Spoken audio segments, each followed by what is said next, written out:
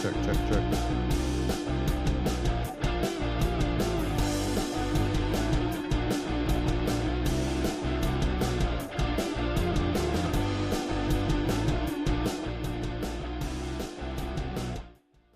Welcome to the Stadium Pulse, the first Sunday show. I'm very excited because unlike the Tuesday and Thursday shows, I get the weekend to relax and prep and not have to go through the meticulous week as we kick off this week with some college football.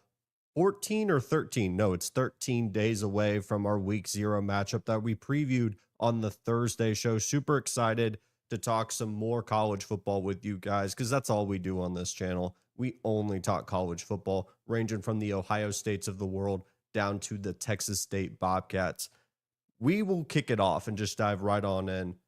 Oklahoma. What do you know about Oklahoma in 2025? What are the things that you feel comfortable going into this season? Well, you have a new offensive coordinator and the quarterback that produced incredible numbers in the Pac-2, not the Pac-12. I mean, technically the Pac-12, but you had Oregon State and Washington State battling it out. And John Mateer and his offensive coordinator take a trip down to Norman, Oklahoma for what I would like to call a make or break season. It is truly a make or break season for Oklahoma football. No way around it. I mean, Brent Venables was supposed to be, the pivot that they desperately needed after Lincoln Riley. He ripped their hearts out going to USC, and here comes Brent Venables, who knows Norman, Oklahoma, who knows Sooner football better than anybody else.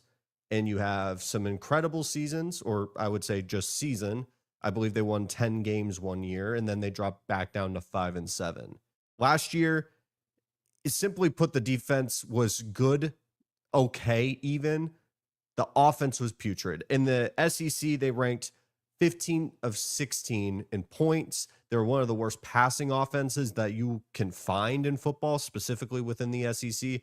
Their rushing offense was below average, and I think a little bit because, Michael Hawkins, their backup quarterback who came in, could move around a little bit. So could Jackson Arnold, who is now with the Auburn Tigers. There was a lot of expectations last year. And going into the season, you heard camp notes, and it's one of those things where people say like, oh, you could disregard things that you hear in camp, but then you see it happen in reality. Last year going into camp, they were having offensive line issues, and Jackson Arnold was turning over the ball. We get to 2024, Jackson Arnold is turning over the ball, and they're having offensive line issues. Now, what they couldn't anticipate was at one time 6 wide receivers being injured and out. That's something you can't prep for. You can't prep for your 5-star quarterback who basically kicked Dylan Gabriel to the curb and said, hey, I'm going to be the starting quarterback. We're moving forward with the future. Dylan Gabriel goes to Oregon, and they end up having an undefeated season. We obviously know what happened against Ohio State, but he has a good year. Jackson Arnold is now not even with the program. What is 2025 supposed to look like for a program that has a very difficult schedule, very similar to Florida? These two teams, one of them has to work, or both of these programs more than likely are going to be looking for new head coaches. Brent Venables is taking over the defense because it's not to his standard. He is taking over play calling duties because, in his own words, they are not leaving a single stone unturned. At the end of the day, they are not going to end this season leaving anything on the table. They're going to throw the kitchen sink. And with a schedule like they have to, they have to basically throw everything, or they are going to potentially go sub 500. This is a projected win total, I believe, as of the making of this stream and this podcast, 6.5. And you look around and you see them potentially on top 10 lists. You see them potentially as this dark horse sleeper to make the SEC title game. But the discrepancy between their win total and the hype is large. And so I've written down a little bit, what are some of their must wins? What are not the 50-50s? No, you need to win if you want to have a successful season, because you have Jaden Ott, transfer running back from California. If you've watched college football for the past couple of years, you may remember Jaden Ott. He had a down year last year, primarily due to injuries and how bad California's offensive line was. John Mateer, who could either be the second base pitcher for the Atlanta Braves or the second coming of Baker Mayfield. I say the baseball reference because he has a sidearm like type of release where the ball is basically coming out all the way out here, which is very abnormal for a quarterback, but it works for him. And he's very dynamic. You're hoping for better health in the wide receiver room and just overall continuity. They're bringing back, I believe, 3 interior offensive linemen. They're cornerstones on the outside with left and right tackle. I believe they're bringing in transfers. The defense should take a step forward with Venables having more control on it. So what are the must-win games for the Oklahoma Sooners to have a good season or to keep Venables as their head coach? The first one is Michigan at home. All of these are going to be home games, by the way. They are all home games that I think they have to definitively, I don't care how it happens. It could be ugly. It could be a blowout. Win these damn games. First one, Michigan. I believe Michigan is in week 2. Bryce Underwood going against Venables defense in Norman, Oklahoma. That's a tough game. It's not a lock win, but you need to win if you want to give yourself a chance because the back half of the schedule is brutal. Ole Miss, to me, I think you have to try and win this game. I mean, you want to try and win all of them, but this is one where Ole Miss is coming off of a year where they had playoff expectations. This roster was one of those teams that, though their record did not represent how talented this team is, no one wanted to face them in the playoffs because of the high-end talent. Missouri is another one. I think Missouri is going to be a team that their record is not going to represent how good they are. I think they are more of a middle-of-the-pack team, but their schedule gives them a lot more breathing room. And I would also say what I call the Jackson Arnold game because you will also face Auburn at home. Auburn will be coming off a couple of challenges. You yourself are going to be facing, you faced Michigan and then Auburn comes in at week 4. Both of those games are super critical because you get to a point where you may need to split these 4 games because right there, that's hopefully 4 wins. But if you can't get to those 4 wins, these are the games that get very difficult. Texas, Red River Shootout, known as no other name on this podcast forever, and it will always be that. And quick sidebar, if that game is not played in the Cotton Bowl and somehow Jerry Jones finds a way to get that rivalry game to be played at AT&T Stadium or in his preferred nomenclature, Jerry's World, that is an egregious mark on college football, and I will riot sitting right here. You have at Tennessee on the board. This is where you start to see the difficulty in the schedule because you play Texas. That's not a home game. That's about a 50-50 split, as you could see in the crowd. At Tennessee, at Alabama, you play LSU at home, and you go to South Carolina. Just brutal. And it's not like they're spread out because you get to a point where you can't even spread out these games. You're put into a position where all of these games are going to be strung along together, maybe a bye week thrown in there. But you need to be able to split maybe 1 to 2 of those games out of the 5. And you maybe limp to a 9-3 record. I mean, there's so many people that are predicting, I could see Oklahoma going 10-2. I could see Oklahoma potentially going 11-1 and SEC title shot. But I look at the schedule and you just get demoralized. So what is the expectation for Oklahoma to condense this all down? Because I believe in their defensive line, specifically Stone, number 0, a guy that hopped in the transfer portal, hopped back in because he probably got a better NIL deal. I love John Mateer. I've been a John Mateer truther since the beginning of this year. When I got some tape on him, the dude's electric. He truly is electric, but he also has some flaws. And those flaws being his decision-making. He will put the ball in harm's way. And he was facing Pac-2 competition. It wasn't SEC level speed. It wasn't a week-to-week gauntlet like the SEC truthfully is. And he is getting the top end of that. It's not like he's getting a Missouri type of schedule. He is getting the 0.1% of SEC schedules. So it is a jump for him. Jaden Ott has dealt with injuries. This wide receiver room has dealt with injuries. Like I think Burks is incredibly dynamic, and he's one of my favorite wide receivers, and the fact that he's not on these top 10 lists is wild to me. I like Oklahoma. I really do like Oklahoma. And they're a team that they got their own segment for a reason because of all the things that I've listed. It is a pressure cooker situation. The steam is coming out. They have to be good. I don't know if their schedule allows for it. And it truly worries me because I think Venables is not a bad coach. He might not be a good head coach. He might be a better defensive coordinator, very similar to like Cliff Kingsbury. He might not be a good head coach, but he's a damn good OC. I don't know what to think for Oklahoma. I think they end up being 8-4, 9-3, and I think that is a successful year. If they go 9-3, depending on who they beat, I think they should make the college football playoff. And that would assume that they are beating Michigan, which goes to my next point.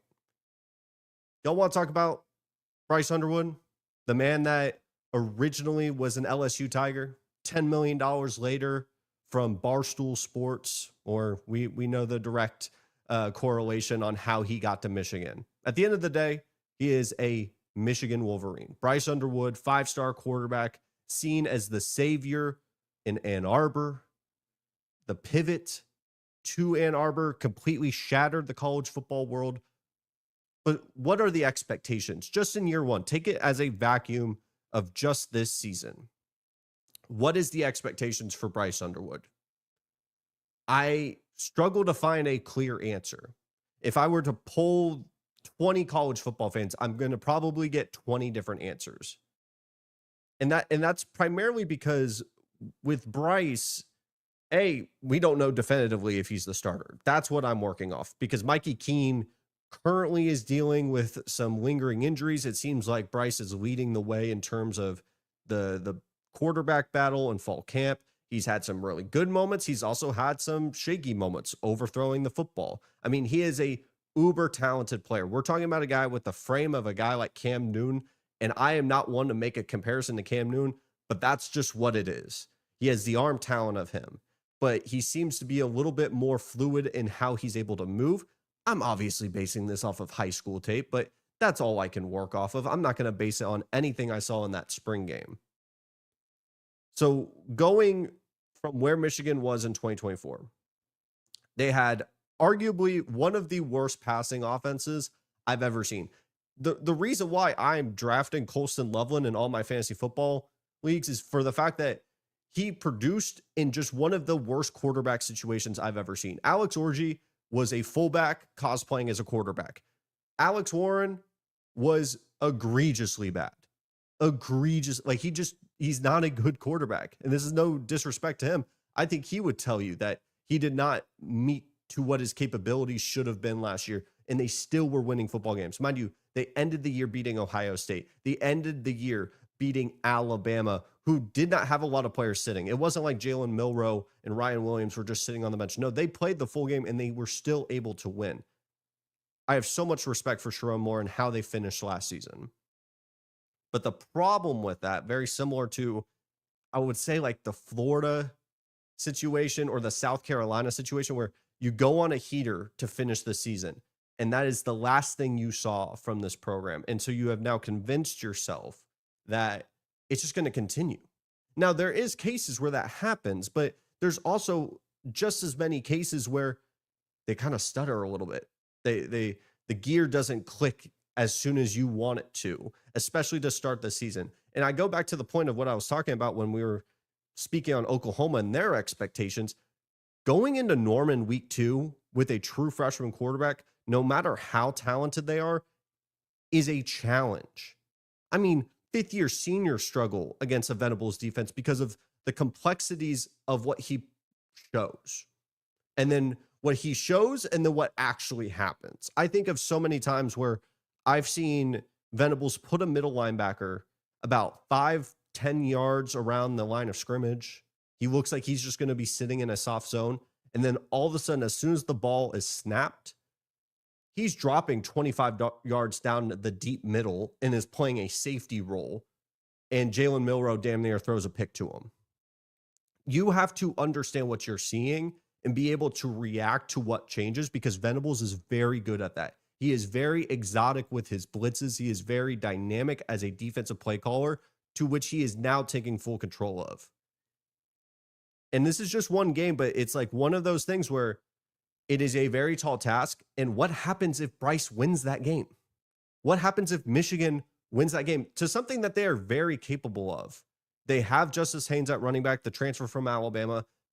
It seems like from fall camp and a lot of things that we're reading that their wide receiver room might be the most dynamic that they've had in years. I still think there's steps to go because it was really, Roman Wilson and friends. But it sounds like some of the returns from camp that their wide receiver room is good. Their offensive line, I'm never really going to have any challenges about their offensive line being poor because they just have a continuous funnel of not having star NFL guys, but like guys that are good as a cohesive group and they're very solid. I mean, that's how they won a lot of games, was very good run blocking. And then the defense with Sharon Moore, I had my questions about him as a head coach, and I'm sitting here and I'm going, what is Sharon Moore without X, Y, and Z? And we saw that last year and it was up and down, but then you saw it all kind of click. And everyone that talks about Sharon Moore has glowing reviews about him. So my questions are really getting pushed to the side. And it starts to point back to a guy like Underwood. It always points back to the quarterback. That's what we're doing here, talking about college football. 9 times out of 10, it goes back to the quarterback. And imagine, I think the best analogy of what the hype train would be with Bryce potentially beating an Oklahoma would be on the scale of when Colorado beat TCU a couple years back, when Deion's first game, a game that I was actually at. I still have the roster of Colorado football for their very first game. It was a heater. I remember getting sunburnt to the 10th degree. I looked like Bob the freaking tomato. It was that bad. But it was electric. And that was just the start, because as soon as I got on my phone and I'm driving back, it was a hype that I have not remembered seeing in a very long time. Maybe since 2019 LSU. Bryce Underwood and the Michigan hype train would get very real. So I'm telling you what the top end side of it is. And then the low side is, what if they go 7-5? I'm trying to figure out where the middle ground is. And I think the analogy that I would use to best represent my expectations for Bryce Underwood, someone that I think is a potential number 1 overall pick, one of the best high school prospects I've ever seen for the quarterback position, Dylan Raiola in his first year. Because they had Jeff Sims in 2023. You bring in this 5-star quarterback. The passing offense was so bad, you almost look around and you say, anything's better than what we just got. And even if it's a true freshman quarterback, Dylan Raiola is at least going to be better than Jeff Sims passing the football, putting it in harm's way, not being able to complete the easy things. And I think the same thing for Bryce Underwood. Sure, you don't have Loveland. That really hurts.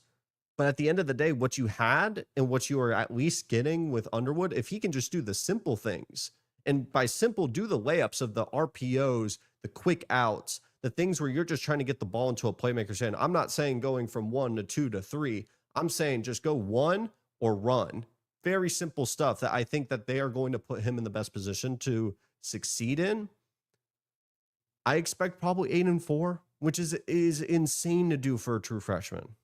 But I think the foundation is so strong with Michigan, barring any of the, challenges that they've had with sign stealing. Apparently, it almost feels like one of those things where Ben Simmons, when he was going to get traded for months and months and months on end, it's like one of those things where I'm just continuously waiting for the punishment from the NCAA, whatever this is going to look like, whatever vacated wins they're going to probably pull out for Michigan. I'm assuming that things just run pretty normal. This has been talked about for way too long that I've honestly lost interest. I think Bryce is going to be pretty good. I would expect maybe 19, 20 plus touchdowns.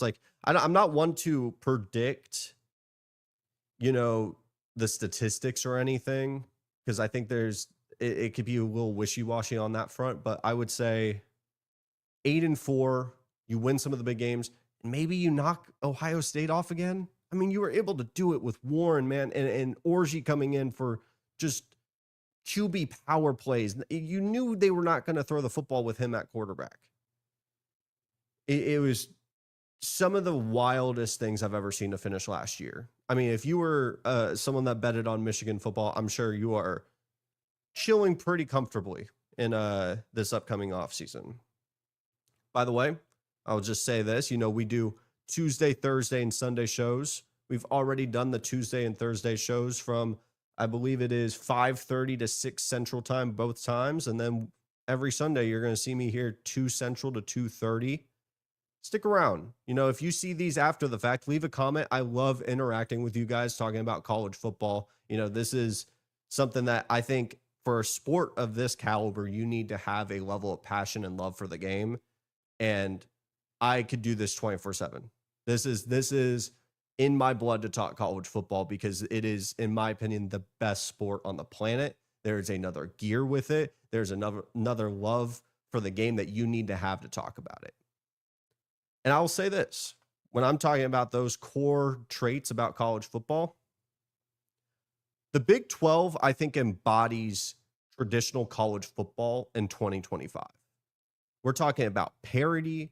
We're talking about programs that either rely on the transfer portal or are one of those teams that have to build up to those major opportunities. I think of, Iowa State, they had a lot of returning production last season and they were able to get to a Big 12 title game because they developed. These are not programs that are going to be heavy hitters in the NIL market, except for one team that we're going to talk about today, because we're going to be doing our Big 12 title predictions.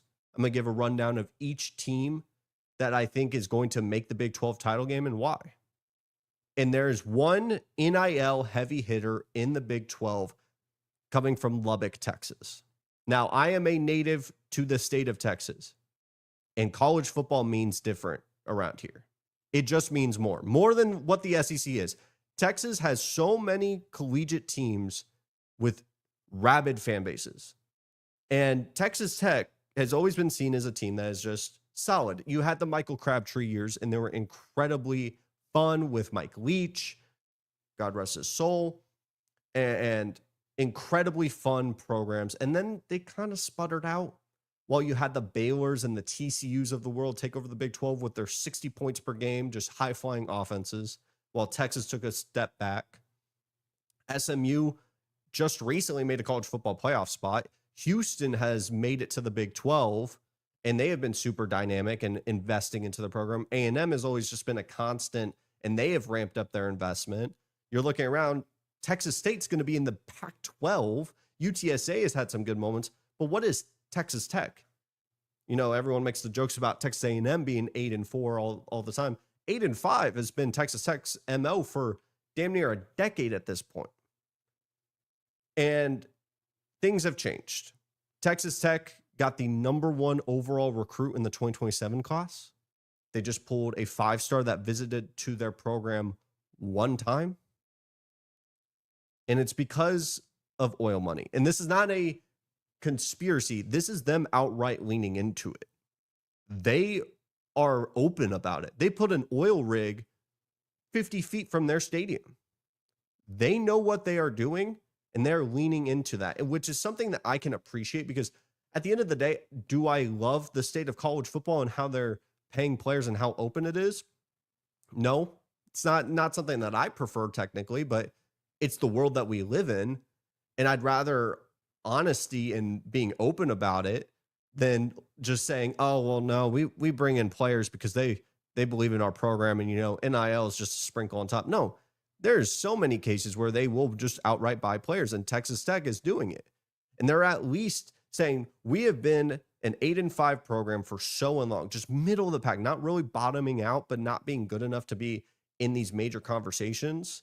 And we have SMU making the college football playoff. We have TCU making a national championship. We have Texas back. Texas A&M, sooner or later, it may click for them, or they're just going to continue to throw money at a wall.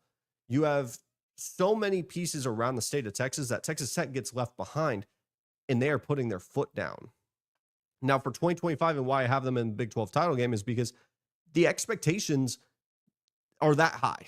Like, the amount of money that has been put into this program and this team, with one of the best recruiting classes coming up, one of the best transfer portal classes in the immediate, their defense, I think a lot of the pieces, David Bailey, an edge rusher from Stanford, was a top-end talent for me. I was very excited to see where he goes, and he goes to Texas Tech. That dude is going to be a problem. Texas Tech has the talent acquisition ability to separate themselves from the rest of the Big 12, because when I said the Big 12 aligns with a lot of the traditional values, I mean, the margin between these teams are not that vast from, number one all the way to the bottom team. It's not a major gap. Now, there's obviously, a definitive, top end group, but like, it's not like the difference between Kentucky and Georgia or Kentucky and Texas. It's the closest of the Power Four. I mean, hell, we had Arizona State last year go from the projected worst team in the Big 12 to winning the whole conference. They stopped doing a preseason poll because of that. They have Brendan Morton at quarterback. We talked a little bit about the defense. Morton is what's going to make or break this team. And I don't have the biggest faith that it's going to be enough. They brought in an offensive coordinator from the state of Texas State, more specifically. He is 29 years old at offensive coordinator. I think he's really good. Texas State had some really creative, cheeky plays that I really liked. I have a very close view on what Texas State's able to do. Morton's just got to be on the field to do it. And I'm mainly putting them in my Big 12 title game because I think they have to. I think that's the position they have to be in. Or it's going to be a disappointment because when you have this much money and the expectations get higher and you start to look at Joey McGuire, a guy that I was high on last year, a little disappointing season. Maybe I was just a year early. Joey McGuire is a guy that I believe in. He has almost like a high school football kind of attitude, real old school type of head coach that now has the tools available to him to make a Big 12 title game. And so I think that should be the expectation. But who would they be facing? This is tough. We talked a little bit about the Big 12 last week when we said Iowa State, Kansas State. We did a little preview. Go check that out on Thursday. But to simply put it, I'm trusting what I know. And Utah is something that I definitively know has a good head coach, a very good offensive line with no transfers, homegrown talent, transfer wide receivers, transfer quarterback, transfer running back. If those click, Utah should make a college football playoff spot. Devin Dampier, I think, is a dynamic quarterback. And the fact that they finally have stability at the quarterback room, they had a disappointing year last year, but I think they're the best breakout or bounce back candidate in the Big 12 by far. In Kyle Whittingham, their head coach, his last ride. I fully expect Utah to bounce back this year because the quarterback is what held them back. They played 4 of them last year. 4 quarterbacks. They're not going to win football games like that. And hopefully Dampier is the guy that can get the job done. I trust the defense. 2 first-round talents on that offensive line. Dynamic maulers in the run game and great pass blockers. Like I fully believe Utah is going to be a team in there. And I have to give them a simple explanation because truthfully with Texas Tech, you have to explain a lot because they are a team that went 8-5 for so long. And you have to really just believe in a lot of the transfers. I have a lot of homegrown talent that basically is the cake. And the transfers for Utah is the frosting on top. And if it clicks, I think they'll be in the Big 12 title game. I do have Texas Tech winning this matchup because I think they have the top end talent that can separate themselves. But the Big 12 is must-watch TV. I take all my predictions out of it. This could be completely wrong, and it wouldn't shock me because I think the Big 12 is America's football conference, if I could put it in the best way possible. If you are a true college football fan, you will love the Big 12. But with that being in mind, I hope you guys have a fantastic start to your week. I forget it's Sunday sometimes. And be here for Tuesday and Thursday at 5:30 Central Time. We're going to talk about some more college football around here because that's all we will do on this channel. And if you have made it to this part of the podcast or stream, leave a like, leave a comment. I love interacting with you guys. I love responding to your comments. So I want this to be something that's a give and take because I want to hear some of the crazy takes that you guys have because I'm sure you're going to disagree with something that I say at one point. With that in mind, thank you guys so much for watching today, and I will see you guys on Tuesday.